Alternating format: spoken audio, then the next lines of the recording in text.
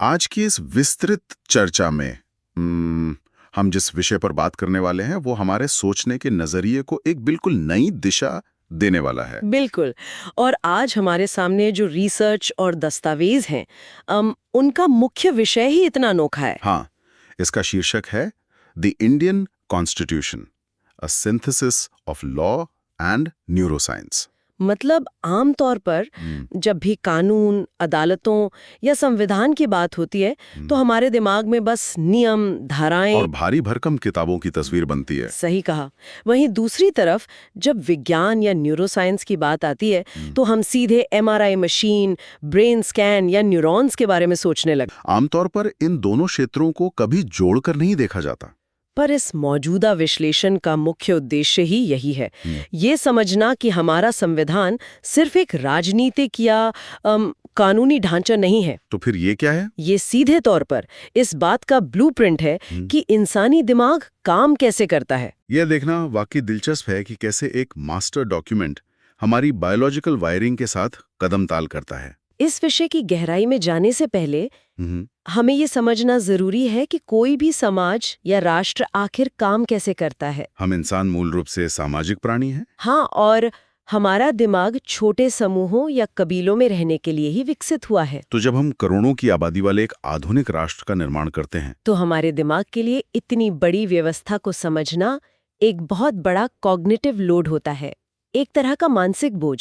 मतलब हमारा मस्तिष्क अनिश्चितता से नफरत करता है। बिल्कुल, इसे पैटर्न चाहिए, सुरक्षा चाहिए।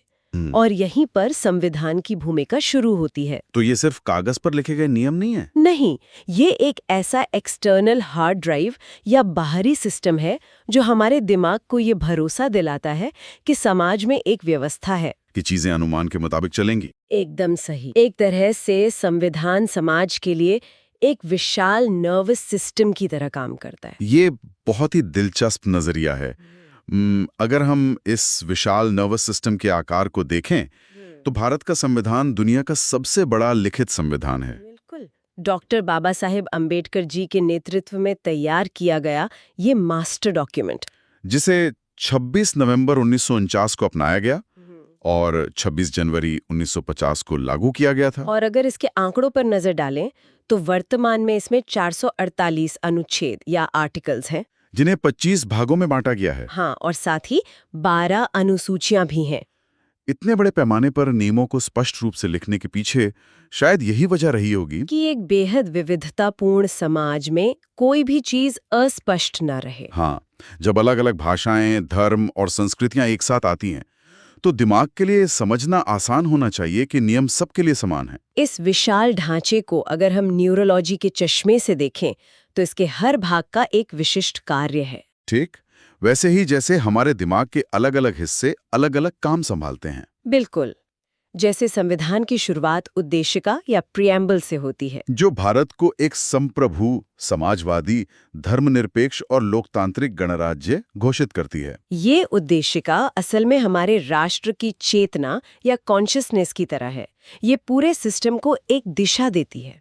और इसके बाद बात आती है भाग 3 की, जिसमें अनुच्छेद 12 से 35 तक मूलभूत अधिकारों का विस्तार से वर्णन है। समानता और स्वतंत्रता के ये अधिकार सिर्फ कानूनी सुरक्षा नहीं देते, ये मनोवैज्ञानिक स्तर पर भी काम करते हैं। वो कैसे?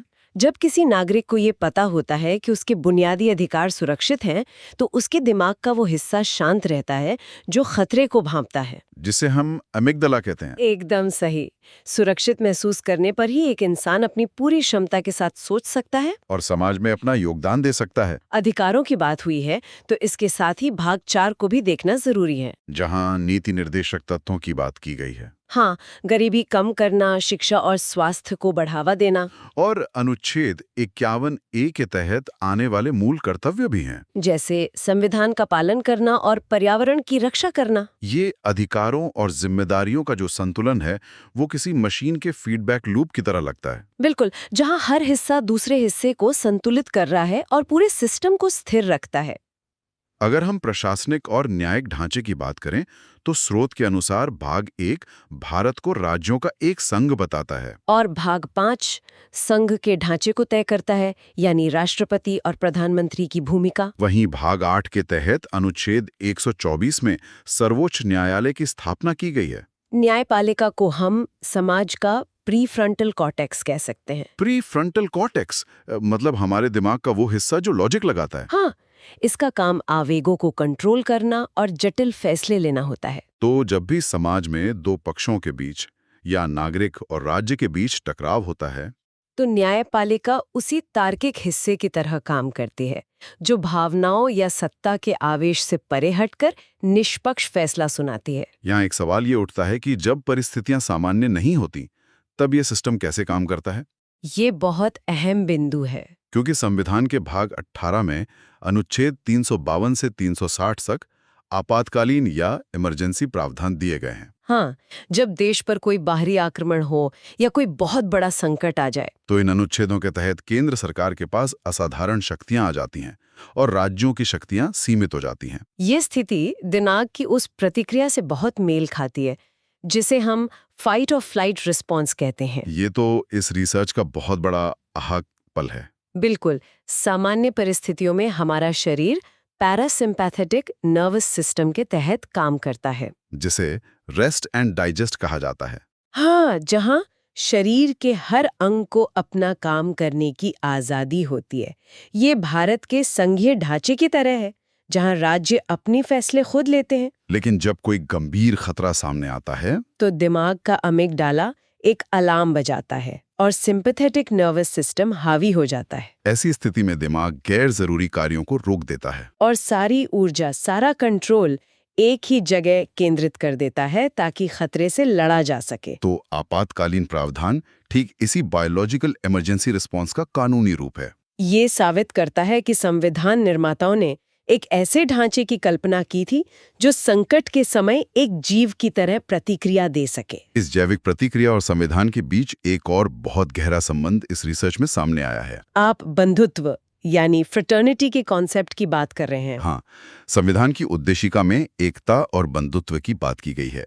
आमतौर पर इसे सिर्फ एक सुंदर राजनीतिक विचार माना जाता है कि हम सब भाई भाई हैं। बिल्कुल, लेकिन ये दस्तावेज बताता है कि बंधुत्व की ये भावना असल में हमारे न्यूरोलॉजिकल वायरिंग का हिस्सा है। हमारे दिमाग में मिरर न्यूरॉन्स और इंसुला नाम का एक एम्पैथी सर्किट होता है। मैं चाहूंगा कि आप इस हिस्से को थोड़ा और विस्तार से समझाएं। जरूर। मिरर न्यूरॉन्स हमारे दिमाग के वो सेल्स होते हैं जो तब एक्टिवेट होते हैं जब हम कोई काम करते हैं। और मजेदार बात यह है कि ये तब भी एक्टिवेट होते हैं जब हम किसी और को वही काम करते हुए देखते हैं। मतलब अगर हम किसी इंसान को चोटिल और दर्द में देखते हैं तो हमारे दिमाग का पेन नेटवर्क भी हल्का से ट्रिगर होता है। और इंसुला वो हिस्सा है जो इस जानकारी को प्रोसेस करके सहानुभूति या एम्पैथी पैदा करता है। इसलिए जब संविधान बंधुत्व की बात करता है तो वो किसी कृत्रिम आदर्श को थोप नहीं रहा है। बिल्कुल नहीं, वो असल में हमारी इवोल्यूशनरी बायोलॉजी यानी हमारे विकासवादी जीव विज्ञान का फायदा उठा रहा है। हम प्राकृतिक रूप से एक दूसरे के दर्द को समझने के लिए बने हैं। और संविधान का ढांचा इस प्राकृतिक एम्पैथी को एक संस्थागत रूप देता है ताकि अलग अलग पृष्ठभूमि के लोग भी एक दूसरे से जुड़ाव महसूस कर सकें।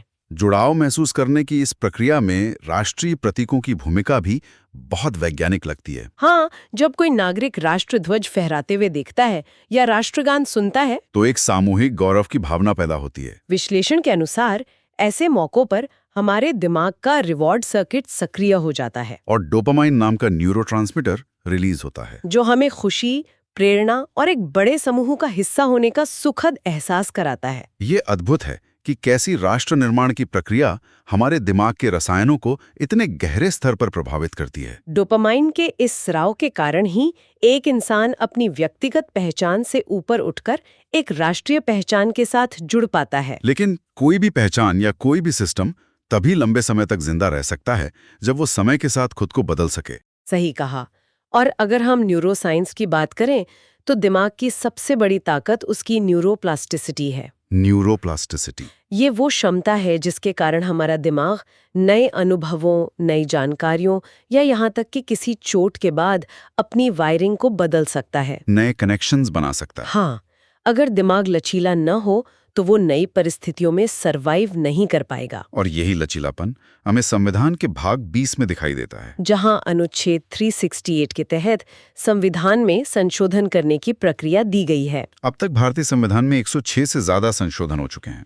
कई बार लोग सोचते हैं कि इतने बदलावों का मतलब है कि मूल दस्तावेज में कुछ कमी थी। लेकिन इस रिसर्च के नजरिए से देखें तो ये संशोधन प्रक्रिया संविधान की न्यूरोप्लास्टिसिटी ही है। समाज लगातार बदल रहा है, नई तकनीकें आ रही हैं, नैतिकता के नए पैमाने बन रहे हैं। अगर संविधान खुद को नए युग के हिसाब से अपडेट नहीं करेगा तो वो अप्रासंगिक हो जाएगा। यह अनुच्छेद 368 ही है जो इस मास्टर डॉक्यूमेंट को एक जड़ वस्तु से एक जीवित तंत्र में बदल देता है। लेकिन इस जीवित तंत्र के सामने भविष्य की चुनौतियां भी उतनी ही जटिल होने वाली हैं। और ये चुनौती कहीं बाहर से नहीं आ रही है, ये सीधे उसी तकनीक से आ रही है जो हमारे दिमाग को डिकोड करने की कोशिश कर रही है। जब हम संविधान के भाग 3 और अनुच्छेद 21 की बात करते हैं, जो हमें जीवन और व्यक्तिगत स्वतंत्रता का अधिकार देता है, तो हमें ये सोचना होगा कि भविष्य में स्वतंत्रता के मायने क्या होंगे। आज neuro technology, brain computer interface और न्यूरल इम्प्लांट जैसी तकनीकों का तेजी से विकास हो रहा है। जैसे न्यूरोलिंक जैसी चीजें। हाँ, ये मशीनें दिमाग की तरंगों को पढ़कर हमारी भावनाओं और इरादों को डेटा में बदल सकती हैं। ये एक ऐसा मोड़ है जहां विज्ञान कथाएं वास्तविकता बन रही हैं। अब तक हमारी सबसे सुरक्षित और निजी जगह हमारा अपना दिमाग था। हम क्या सोच रहे हैं ये कोई नहीं जान सकता था। लेकिन अगर न्यूरल तकनीक विचार पढ़ने लगे तो ये मेंटल प्राइवेसी का एक अभूतपूर्व हनन होगा। अगर कोई मशीन हमारे विचारों को पढ़ सकती है या भविष्य में उन्हें प्रभावित भी कर सकती है, तो फिर व्यक्तिगत स्वतंत्रता कहाँ बचेगी? ये एक बहुत ही गंभीर स्थिति है। इसे हम कॉग्निटिव लिबर्टी या विचार की स्वतंत्रता के लिए सबसे बड़ा खतरा मान सकते हैं। लेकिन स्रोत के अनुसार एक राहत की बात यह है कि भारतीय न्याय प्रणाली अनजाने में ही सही भविष्य की इन चुनौतियों के लिए कानूनी जमीन तैयार कर चुकी है। इस संदर्भ में 2 ऐतिहासिक फैसलों का विश्लेषण बहुत अहम हो जाता है। पहला है सेल्वी बनाम कर्नाटक राज्य का मामला। हाँ, इस केस में सुप्रीम कोर्ट ने फैसला सुनाया था कि बिना किसी व्यक्ति की सहमति के उस पर नार्को एनालिसिस या ब्रेन मैपिंग टेस्ट नहीं किए जा सकते। उस फैसले को अगर हम न्यूरोलॉजी से जोड़ें तो नार्को एनालिसिस असल में एक ऐसी प्रक्रिया है जिसमें रसायनों के जरिए दिमाग के उसी प्री फ्रंटल कॉर्टेक्स को सुला दिया जाता है और खुद को सुरक्षित रखने का काम करता है। और ऐसा करके सीधे अचेतन मन से जानकारी निकाली जाती है। कोर्ट ने इसे अनुच्छेद 23 यानी आत्म अपराधीकरण के खिलाफ अधिकार और अनुच्छेद 21 का सीधा उल्लंघन माना था। कोर्ट का ये तर्क बहुत दूरदर्शी था। उन्होंने स्पष्ट किया कि राज्य किसी भी व्यक्ति के मानसिक ढांचे में जबरदस्ती घुसपैठ नहीं कर सकता। ये फैसला भविष्य में ब्रेन रीडिंग तकनीक के खिलाफ एक मजबूत ढाल बन सकता है। और इसके बाद जो दूसरा सबसे महत्वपूर्ण कदम था वो था पुट्टास्वामी जजमेंट। इस ऐतिहासिक फैसले ने निजता या प्राइवेसी को अनुच्छेद 21 के तहत एक मौलिक अधिकार घोषित कर दिया। निजता सिर्फ ये नहीं है कि हमारा डेटा कोई ना चुराए, निजता का सीधा असर हमारे दिमाग की कार्यप्रणाली पर पड़ता है। वो कैसे? जब एक इंसान को ये पता होता है कि वो हर वक्त निगरानी में है, तो उसका दिमाग लगातार एक तनाव की स्थिति में रहता है, जिससे कॉर्टिसोल जैसे स्ट्रेस हार्मोन रिलीज होते हैं, जो इंसान की रचनात्मकता और स्वतंत्रता को मार देता है। इसलिए निजता का अधिकार सिर्फ एक कानूनी अधिकार नहीं है, ये एक स्वस्थ मस्तिष्क के लिए जरूरी बायोलॉजिकल आवश्यकता भी है। पुट्टास्वामी जजमेंट और सेल्वी केस मिलकर भविष्य की न्यूरो टेक्नोलॉजी के खिलाफ एक मजबूत आधार तो बनाते हैं। लेकिन क्या ये पर्याप्त होगा? क्योंकि तकनीक कानून से कई गुना ज्यादा तेज रफ्तार से आगे बढ़ती है। ऐसे में न्यूरो राइट्स को लेकर जो वैश्विक बहस छिड़ी है, वो भारत के लिए भी बहुत प्रासंगिक हो जाती है। रिसर्च इस बात पर जोर देती है कि हमें शायद ऐसे कानूनों की जरूरत होगी जो स्पष्ट रूप से हमारी मानसिक निजता की रक्षा करें। वैश्विक स्तर पर इस दिशा में कदम उठाए भी जा रहे हैं। उदाहरण के लिए चिली दुनिया का पहला ऐसा देश बन गया है जिसने अपने संविधान में संशोधन करके नागरिकों के न्यूरो राइट्स को स्पष्ट रूप से शामिल किया है। उन्होंने ये तय किया है कि किसी भी इंसान की मानसिक पहचान, स्वतंत्र इच्छा और उसकी मानसिक निजता के साथ तकनीकी छेड़छाड़ नहीं की जा सकती। फ्री विल को सुरक्षित किया है।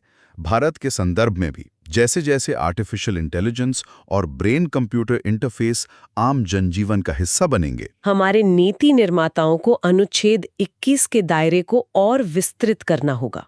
कॉग्निटिव लिबर्टी को एक स्पष्ट मौलिक अधिकार बनाना भविष्य की सबसे बड़ी कानूनी आवश्यकता बन सकती है। ये सुनिश्चित करना होगा कि एक नागरिक के विचार उसके अपने विचार रहें, न कि किसी एल्गोरिदम द्वारा संचालित कोई डेटा पॉइंट। इन सभी पहलुओं पर गौर करने के बाद ये पूरी तरह स्पष्ट हो जाता है कि भारतीय संविधान को सिर्फ वकीलों और जजों तक सीमित नहीं रखा जा सकता। बिल्कुल नहीं।